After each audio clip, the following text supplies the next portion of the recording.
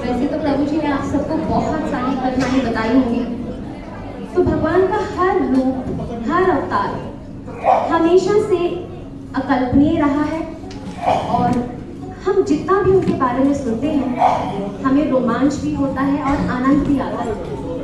तो अलारनाथ जी से जुड़ी बहुत सी कथाएं प्रचलित हैं, लेकिन आज हम आपको एक छोटी सी लीला बताने जा रहे हैं जो भगवान का आदान प्रदान किस प्रकार का रहता है अपने भक्तों के साथ और जो भक्त नहीं है उनके साथ। लेकिन जो भी कार्य होता है उसके पीछे कोई कारण भी होता है, लेकिन हम सभी भक्तों के लिए भगवान का हर कार्य हमें आनंदित करता है। तो भगवान की लीला को शुरू करने से पहले आज हम शुरुआत करेंगे भगवान के गुणगान के साथ। तो आप सब तैयार हैं? हरे कृष्ण।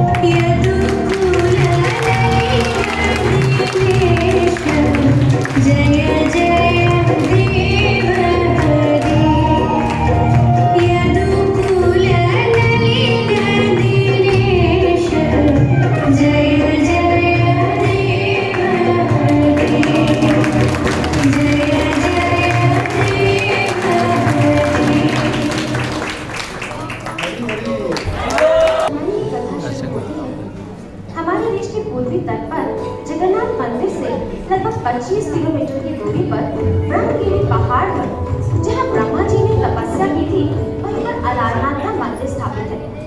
सतयुग में जब ब्रह्मा जी ने भगवंता विष्णु जी की तपस्या की तो उनकी तपस्या से प्रसन्न होकर भगवान नारायण ने उन्हें दर्शन दिए और वहाँ कहा कि आप मेरी 4 भुजाओं वाली मूर्ति की स्थापना करो जिनके हाथ में शंख, चक्र, गदा होना चाहिए।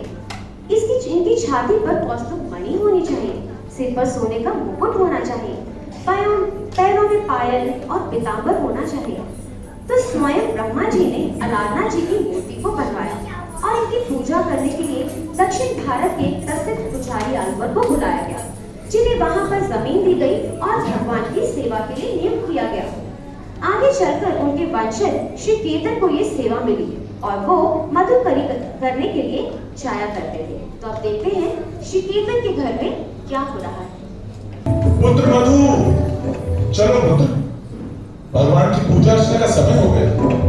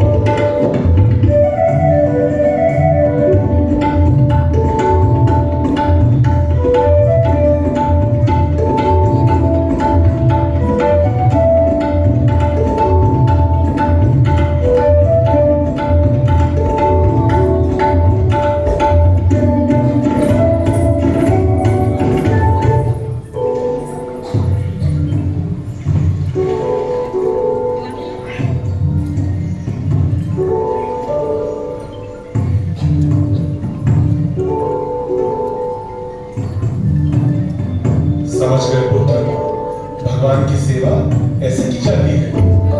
अरे भाग्यवान, सुनती हो? भोजन का समय हो गया, जल्दी भोजन ले आओ, मुझे मधुकरी के लिए भी जाना है।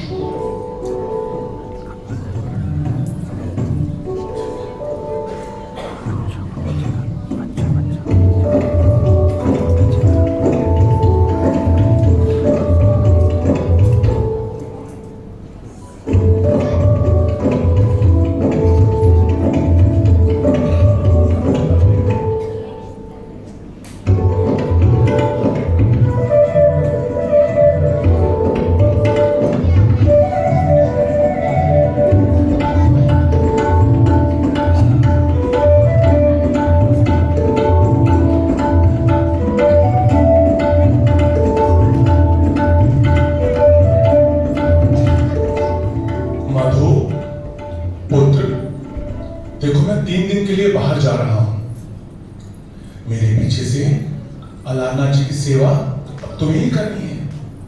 देखो पुत्र, अलारनाथ जी की सेवा में कोई लापरवाही मत बरतना। अलारनाथ जी बहुत दयालु हैं। तुम हृदय से, प्रेम से उनकी सेवा करना पुत्र, प्रेम से। और हाँ, समय पर उन्हें भोग लगाना, समय पर उनका भोग उठाना और बहुत प्रेम से उन्हें भोग लगाना पुत्र। ठीक है पिताश्री, पर क्या वो मेरे हाथों से भोग स्वीकार करेंगे? पुत्र, भगवान तो बहुत प्रेम से आपका भोग स्वीकार करते हैं। बस एक बात ध्यान रखना, अलारनाथ जी को पूरे हृदय से भोग लगाना, उनसे विनती करना कि मेरा भोग स्वीकार कर लीजिए। तुम देखना, अलारनाथ जी अवश्य तुम्हारा भोग स्वीकार करेंगे। ठीक है अब्बा। और हाँ, कोई शरारत नहीं करना। भोग समय से लगाना और समय से उठाना। चलो पुत्र, अब मैं जाता हूं। मधु को आवाज लगाई और भगवान को भोग लगाने के लिए कहा। अरे मधु, बेटा किधर है? जल्दी आने का, भगवंता के भोग लगाने का समय हो गया। मधु, लाओ माँ, मैं अभी भोग लगा देता हूँ। जाके अच्छे से भोग लगाने का।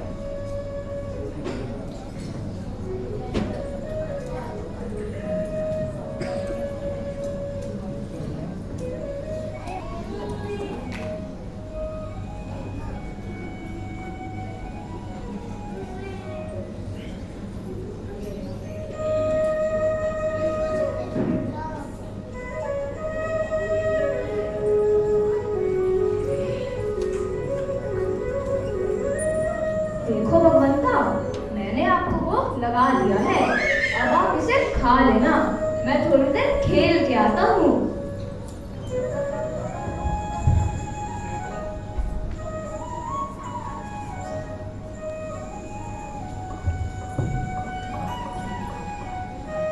मधु खेलने चला जाता है और जब थोड़ी देर के बाद आकर देखता है तो भोग की थाली में सब कुछ वैसा ही रखा होता है।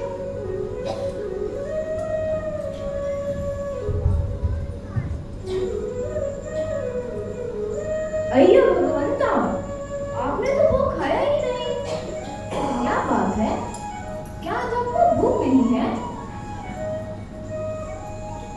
किंतु अब्बा तो आपको इसी समय पर भोग लगाते थे, तो फिर आज क्या हुआ? देखो, आप इसे खा लो, नहीं तो अब्बा मुझे डांटेंगे। मैं फिर थोड़ी देर और खेल के आता हूँ।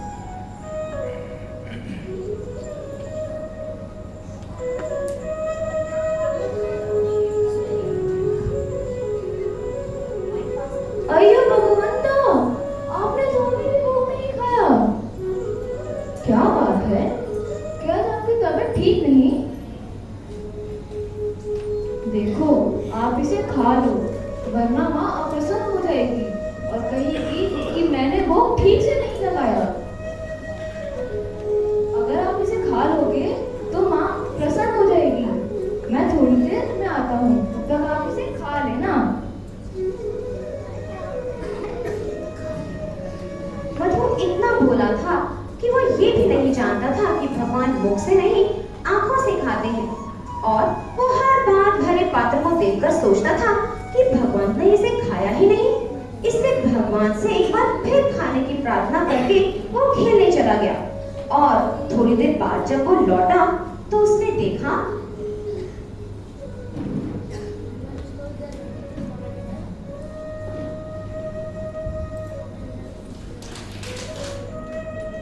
अयो भगवंता, आपने तो अभी भी भोग नहीं खाया।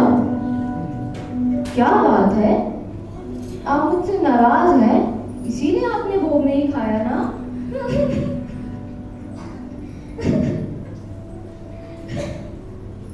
देखो, अगर आप भोग नहीं खाओगे तो हम क्या खाएंगे?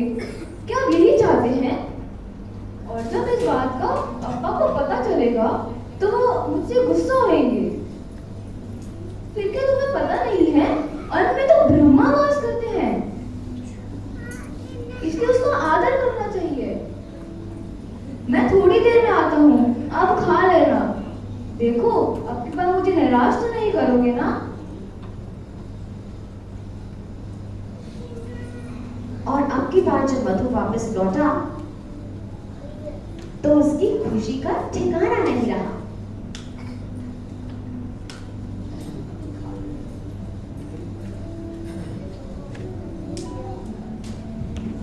अयो, आपने खा लिया, आपने खा लिया।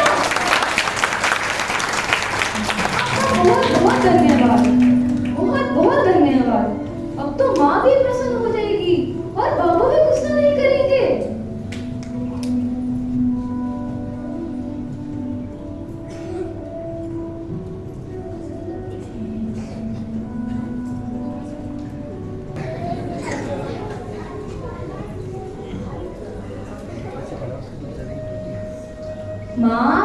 माँ, मैंने भोग लगा दिया। लगा दिया? लाओ प्रसाद देने का, और तुम भी प्रसाद पाओ। आइयो, प्रसाद किधर है? प्रसाद तो भगवान ने खा लिया। भगवान कहाँ गया? भगवान कैसे खाएगा? पिताश्री ने तो कहा था कि भगवान को खिलाना है। भगवान को तो खिलाना है, भगवान स्वयं थोड़ी आएगा खाने के लिए। भगवान आएंगे क्यों? ना वो तो बुरी है ना? अयो मधु, तुम्हारा दिमाग खराब हो गया, जाओ जाके सो जाओ, भूख है। अयो ये मधु और इसकी बातें।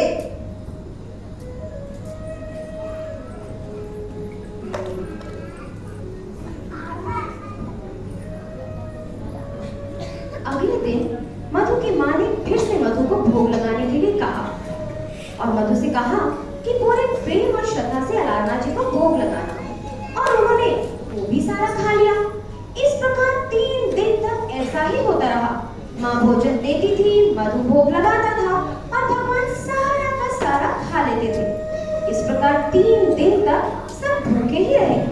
3 दिन बाद जब मधु के पिता वापस लौटते हैं और वो बहुत भूखे होते हैं तो वो भोजन मांगते हैं। तो आइए देखते हैं फिर क्या होता है।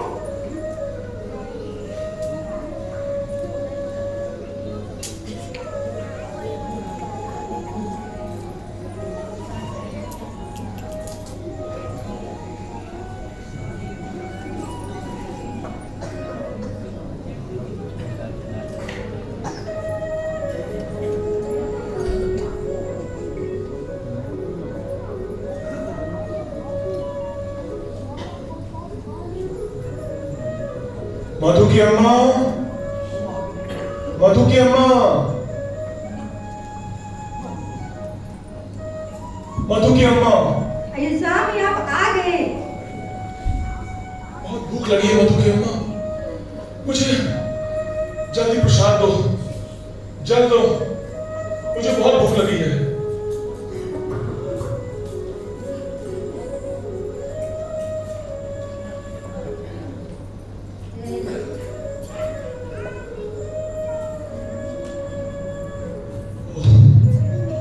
जल्दी प्रसाद ले आओ।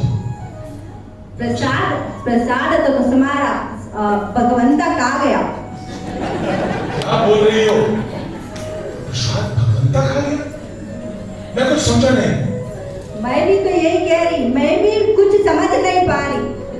मधु की अम्मा, मैं मजाक के बिल्कुल। ये मधु रोज जाता, भोग लेके जाता और थाली लाता।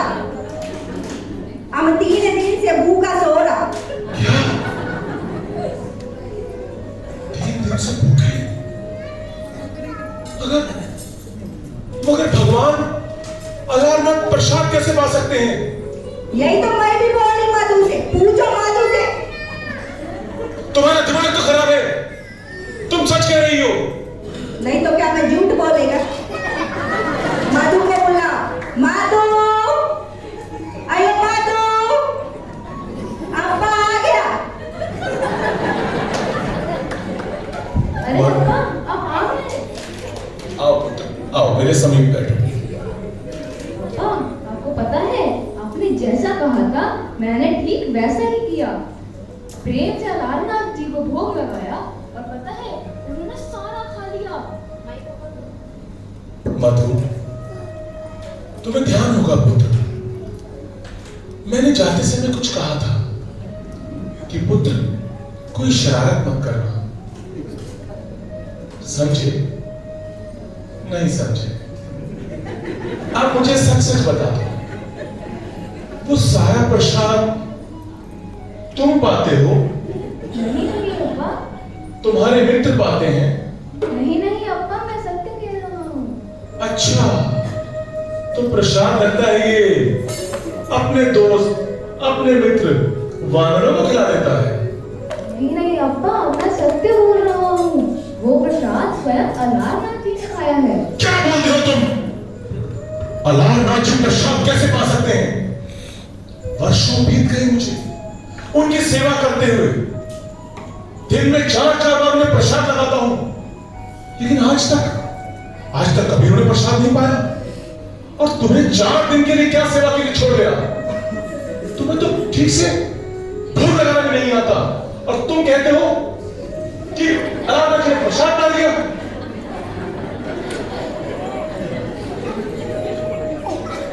ठीक है, मधु की अम्मा प्रसाद लेकर आओ। चलो, आज मैं भी देखता हूं कि तुम्हारे अलारनाथ जी प्रसाद कैसे पाते हैं। ठीक है अब्बा, मैं अभी भोग लगाता हूँ। तुम भोग लगाना, मैं पर्दे के पीछे छिप कर देखूंगा। चलो।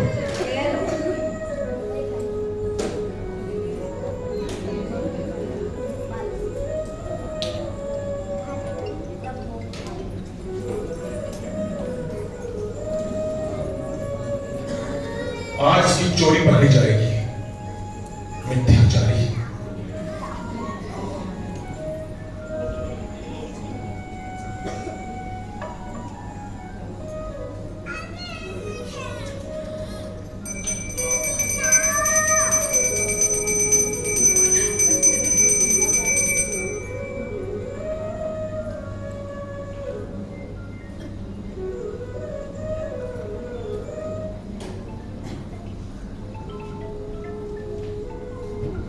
ये क्या कर रहे हो?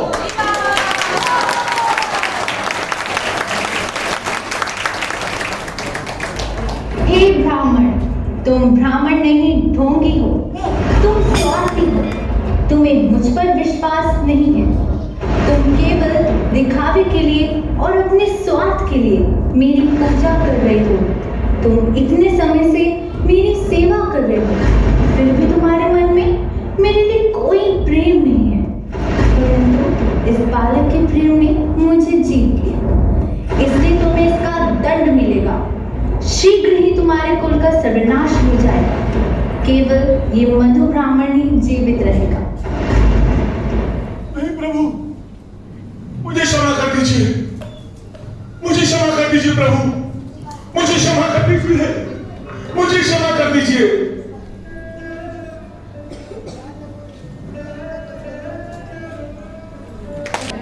बहुत वर्ष बीतने के बाद यहाँ से उड़ीसा के राजा पुरुषोत्तम देव कांचीपुर पर आक्रमण करने के लिए जा रहे थे, तो उन्हें यहाँ से आवाज आती है कि यहाँ मेरे पास आओ, यहाँ मेरी सेवा नहीं हो रही है। तब राजा पुरुषोत्तम देव भगवान को वचन देते हैं कि मैं कांचीपुर पर आक्रमण करके जब वापस लौटूंगा तब आपकी सेवा करूंगा और तब कांचीपुर पर विजय प्राप्त करने के बाद राजा पुरुषोत्तम देव जगन्नाथ मंदिर के सहयोग से अलारनाथ जी की सेवा को प्रस्थापित करते हैं। और ये कहा जाता है कि जब जगन्नाथ जी को 15 दिन के लिए बुखार आता है और महाप्रभु के दर्शनों के लिए अत्यंत व्याकुल होते हैं, तो वे यहाँ अलारनाथ में भगवान के दर्शन करके संतोष प्राप्त करते हैं। हरे कृष्णा।